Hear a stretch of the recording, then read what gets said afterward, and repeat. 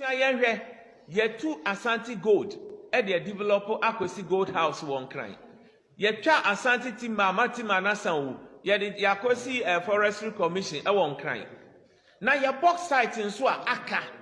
Nyamie Shra Santimaya was sent out sa box site no. Ye say, ye tua, ye beya den, ye de beya Santim Puntuo.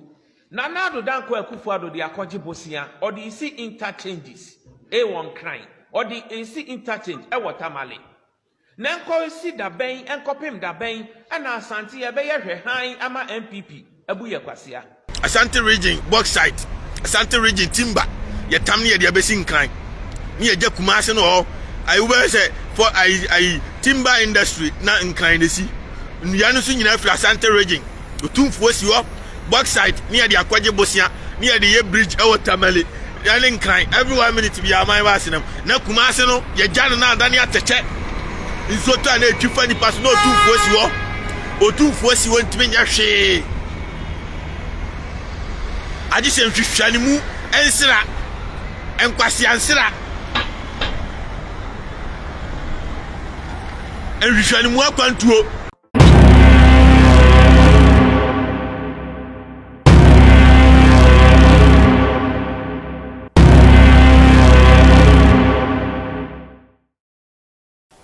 Memawa kwaba eba Puyaka TV so Puyaka TV ana ushe. So we your first time abomodia subscribe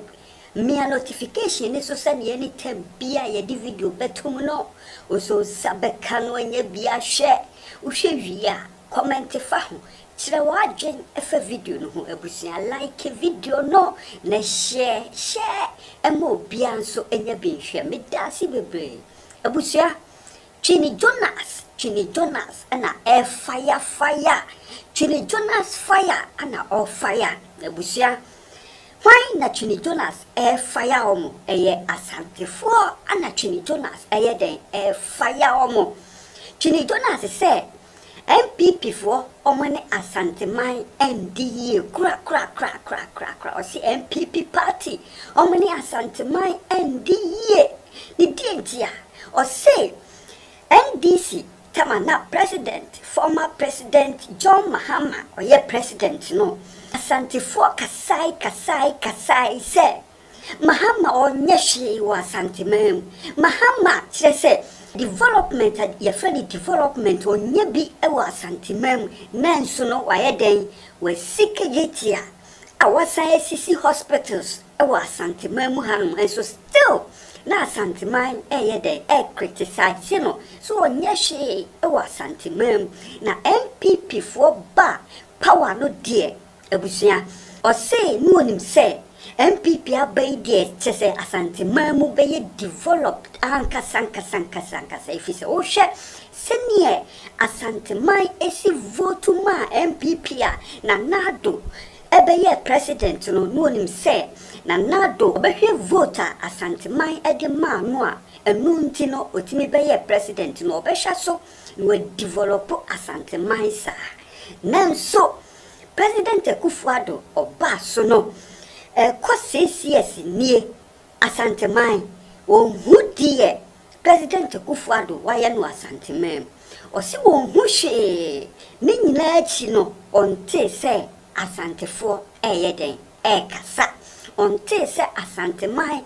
complain sene na Mahama oho no musi complain no president Kufuado eba ya onye hwe no onte hwe se Asante man complain it was say MPP for Jimmy Asante my papa or say MPP for back power no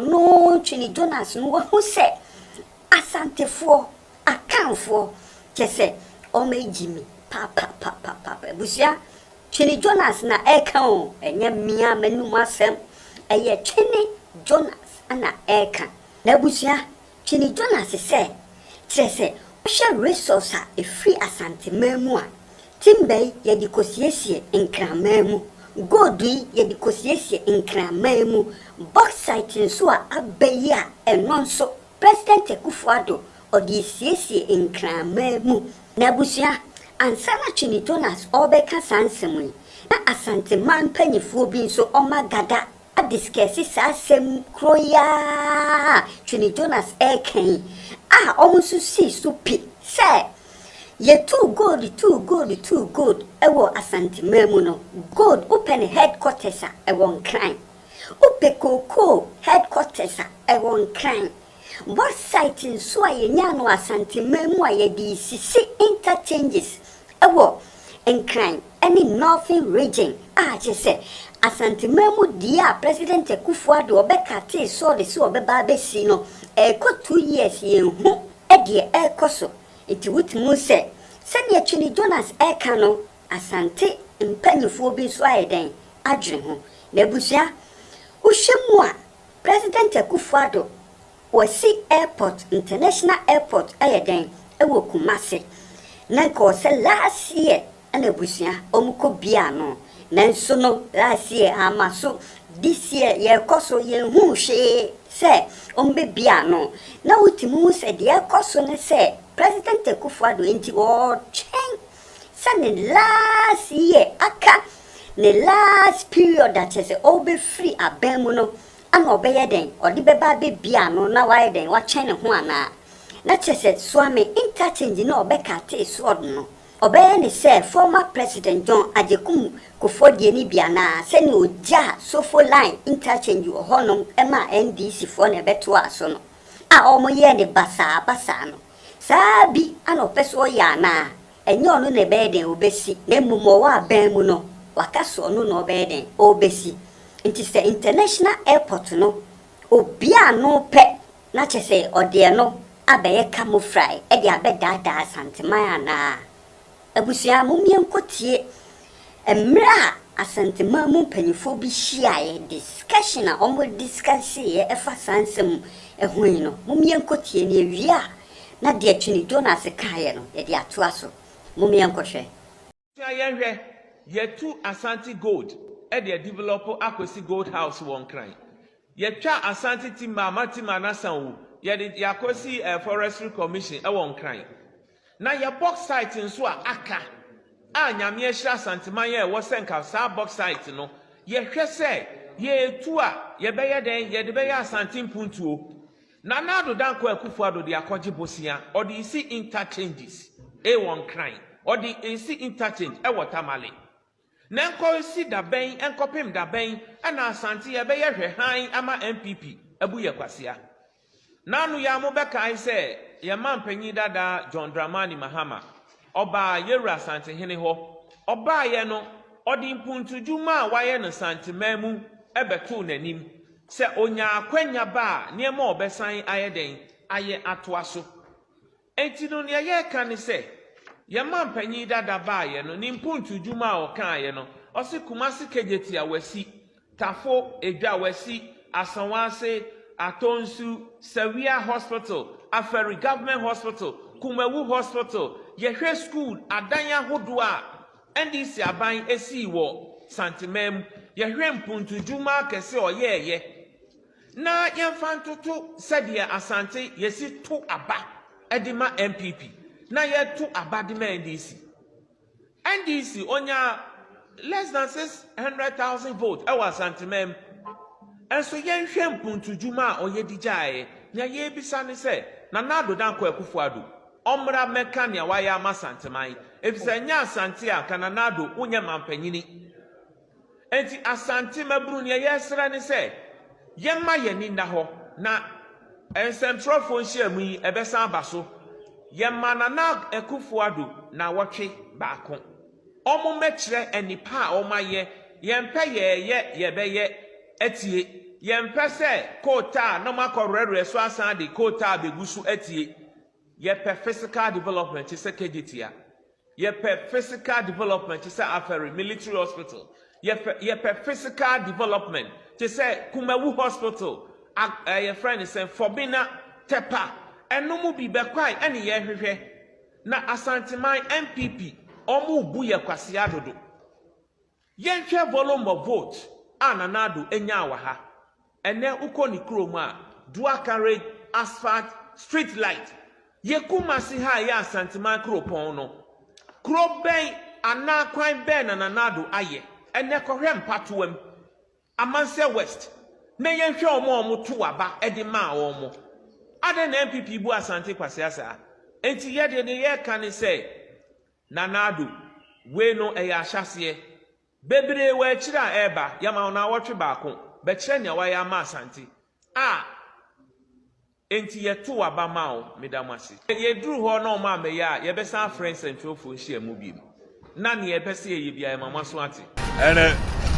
and I'm sorry mumpancha me wo ma pu bekura Asante fom I'm so much sorry. I apologize before I start the warm up pu beso de beso Asante fom we are now so akan fom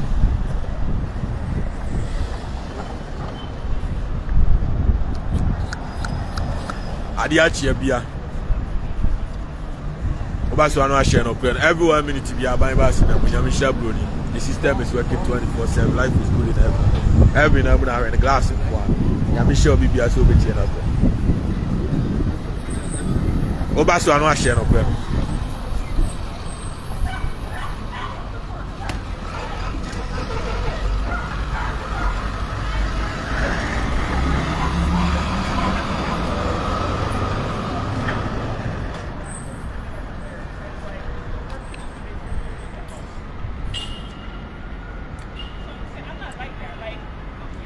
Asante no anya MPP aba power na nka minim se munyina dodo na nkwasiafo nko a anya MPP aba ya nka na minim se munyina sa ma jimi sa NDC aban bae o si kejeti ana mudi na tem o si market akese na mudi na tem o si ai hospital akese na mudi na tem Emuwai baye apatakro momobi ana muguwa na jimi makamanu atum ana muguwa na jimi makamanu atum opemswa mepo asem otumfo wakogina UK and wabai wanum 220 million degrees Celsius and o sere ha washi akwasi broni a wa be twe gold di akwa na ye di akwa akwasi esie di krom ana wa bai wa num na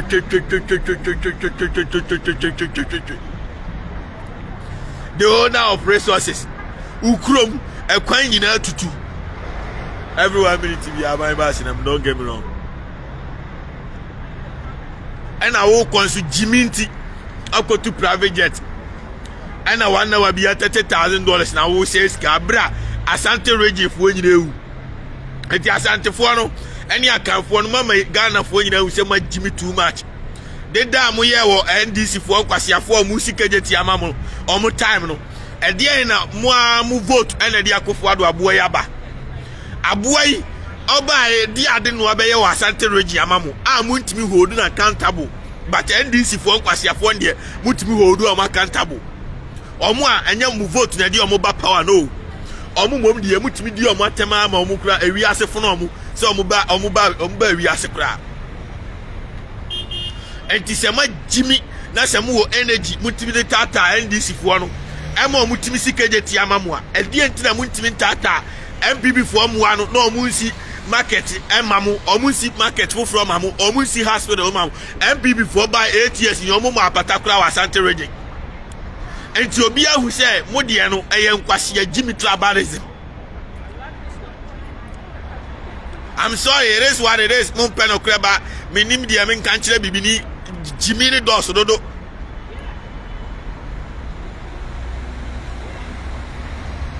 otufo kwakuo akwa na wakojira ni nche wo UK no abetwe gold nyina de akogu ho ukrom onu ntu gold o atwe gold e de akogu e gold reserve kwakuo uba suya sanyansa announce be there for gold reserve be si Asante Reg Asante fo ni obi afri dwom ho na ma obi ankotena fie na obi a enidi free na ne ho man no UK ho kwa amomu nya adwuma nyina ban hwe omo kwasi ya bi chibo obi nyem na aban ma ne ba bi tena tie ya mechi no UK no prince no ne mra wa hihye no enti mesira mo Jimmy no mom yente so the only way Jimmy will stop war man leadership no no ani Asante hene no se usrom akufuado na unsuro mahama eno na wa Jimmy no because omo nyina the same position. Yo glass and shout out to taxi drivers in New York City, man. Se musuro mahama na mutimi di na tem e ma ne di o man ni sika be ye bibi wa Asante region abra on kura the highest vote na abuwa yi chimpanzee akufuado kraman ono de musuro na se ma Jimmy no anya mu vote anka akufuado ntimi nyama mpanyini da. I'm sorry, media mechanics are pepe minim se bibini agimi ontimi tie no kre o oja onyina owu no metwa ne tie o metwa me kwoti wasia o metwa me kwoti nso nya kwoti boto o metwa me kwoti abu abani pana gimi no watam ai private jet kosi UK abra kumase fo ni nyina o mbe yo nana o wodi o me kwasi de na o mdi wachi ni nyina ebre o mu gudwom o mu to ayen nya ado ani je ne no momoni na o mu gu hu hia Omu sika ya tam the Afro private jet. Where a leadership a Jimmy Sam. It's not a joke anymore. I'm sorry, it is what it is. What map on you rolling?